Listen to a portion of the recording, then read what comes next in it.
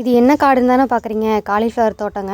Cauliflower பூ வந்து பெருசாகி விரிஞ்சு அதுக்கப்புறமா வந்து அதுலேருந்து காயெல்லாம் வருங்க. அதுலேருந்து தான் நமக்கு வந்து காலிஃப்ளவர் விதை கிடச்சி அந்த விதையை வந்து நம்ம போட்டுவிட போகிறோம். இப்போ அந்த செடியிலேருந்து பூ வந்து எப்படி வருதுன்னு பார்க்கலாங்க. இந்த காலிஃப்ளவரை அறுவடை பண்ணாமல் விட்டுட்டோம்னா ஸ்டெப் பை ஸ்டெப்பாக வந்து அது வளர்ந்து வருங்க.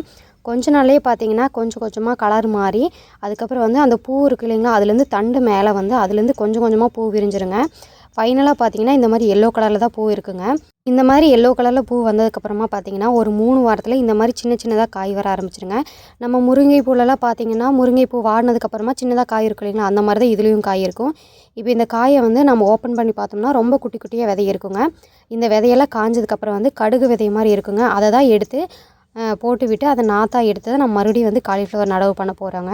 இப்போ இந்த காயை வந்து ஓப்பன் பண்ணி பார்க்கலாங்க. இன்னும் காய் முத்தவும் இல்லை, பச்சையாக இருக்குது, குட்டி குட்டியாக இருக்குது இல்லைங்களா. இதெல்லாம் வந்து இந்த காய் முத்துனதுக்கப்புறமா கடுகு விதை மாதிரி ஆகுங்க. இந்த மாதிரி தான் இருக்கும்.